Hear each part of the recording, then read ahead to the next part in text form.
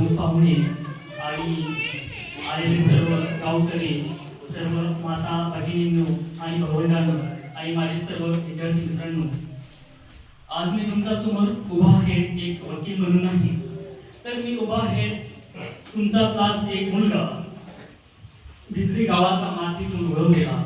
होय, मी तोच मुलगा ज्याच्याकडे ना पैसा होता ना भर, पण होती जिद्द आणि स्वप्न. मी तोच मुलगा ज्याने भूक सहन केली पण शिक्षणाचं स्वप्न सोडलं नाही. मी तोच मुलगा ज्यांनी आयुष्याचं ध्येय ठरवलं. आज मी इथं उभा आहे कारण मी मानतो आपण गरीब जन्माला आलो, पण गरीब मरायचं नाही हे आपल्यावर आहे. माझं नाव ॲडव्होकेट अक्षय पटले. एक छोट्या आदिवासी वाडीत जन्मलेल्या आपल्या ह्या गावात हा माझा प्रवास फक्त माझा नाही, हा आपल्या सगळ्यांचा प्रवास आहे. त्या प्रत्येक आईचा जी आपल्या मुलासाठी उपाशी राहिली, त्या प्रत्येक काकाचा ज्यांनी आपल्या पुतण्याला शिकवलं आणि त्या प्रत्येक मुलाचा ज्याने गरिबीचा अंधारात शिक्षणाचा दिवा पेटवला. मी आज इथे आलो आहे माझी कहाणी सांगण्यासाठी नव्हे, तर तुमच्या घरातल्या प्रत्येक मुलाला, प्रत्येक आई वडिलांना सांगण्यासाठी की शिक्षण हे सर्वात मोठं अस्त्र आहे. ते अस्त्र आपल्याला न्याय देईल, सन्मान देईल आणि ओळखही देईल. चला मी तुम्हाला सांगतो एका लहान मुलाचा प्रवास ज्यांनी आदिवासी वाडीतून मुंबईचा हायकोर्टचा रस्ता पार केला. ही गोष्ट आहे एका लहानच्या आदिवासी मुलाची जो गरीब घरात जन्मला पण मोठं स्वप्न बघायला जन्मला.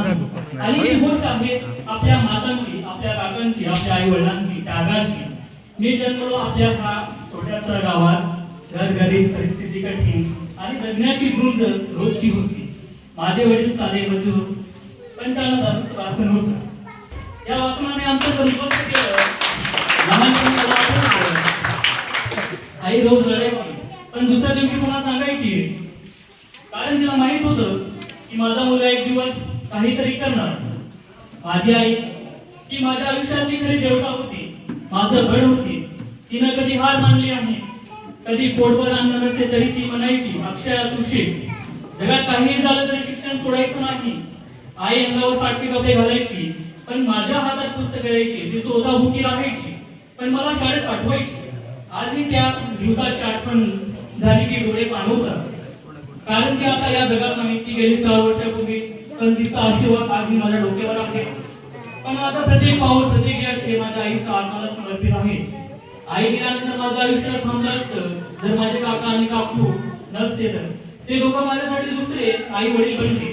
काकांनी माझ्या प्रत्येक शिक्षणाची, कॉलेजची, LLB शिक्षणाची संपूर्ण जबाबदारी उचलली.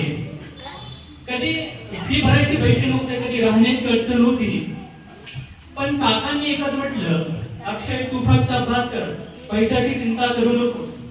काकू माझ्यासाठी आई सारखीच आहे. आई गेल्यानंतर माझं डोकं तिच्या मांडीवर ठेवलं आणि ती म्हणाली, बाळा दुःख झालंच, पण आता तुझ्या आईचं स्वप्न पूर्ण करायचं आहे.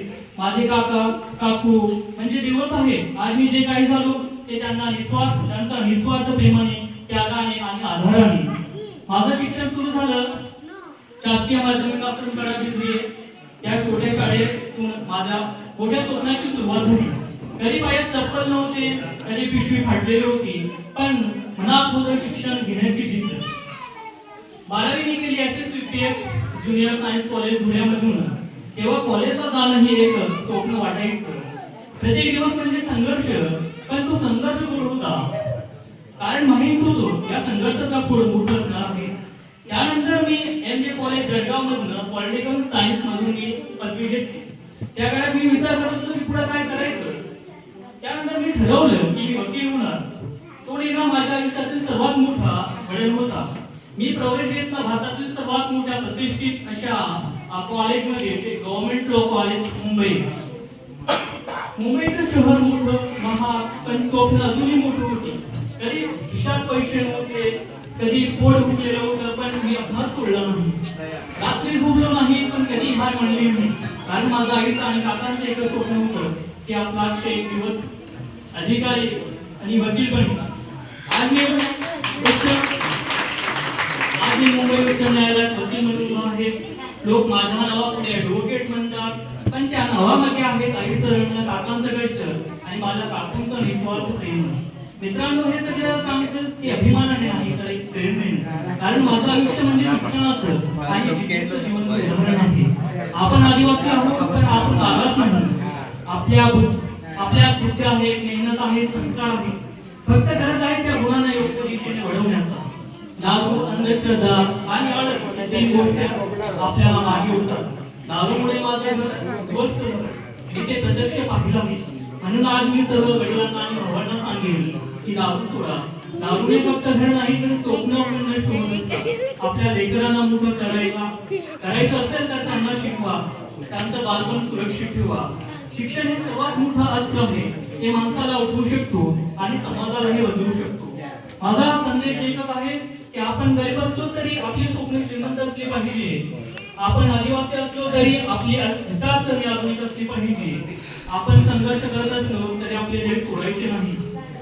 आणि इथे बसलेल्या सर्व विद्यार्थ्यांसाठी एकच सल्ला आहे की अडचण आल्या आणि मागे फिरू नका. रडायचं तर रडा पण थांबू नका. कारण शिक्षण घेतलं की जगात काही अशक्य नाही.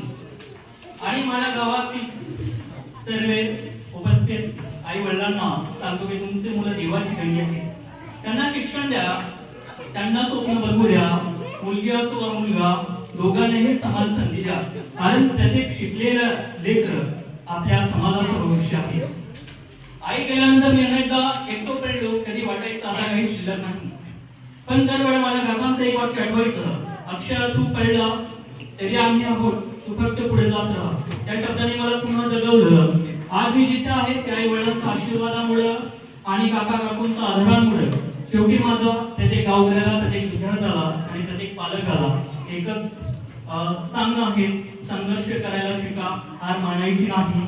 शिक्षण घेणं ही पूजा आहे आणि स्वप्न बघणं ही ताप आहे. आई वडिलांचा त्याग विसरू नका, कारण त्याचा आश्रममधूनच आपलं भविष्य फुलत असतो. धन्यवाद.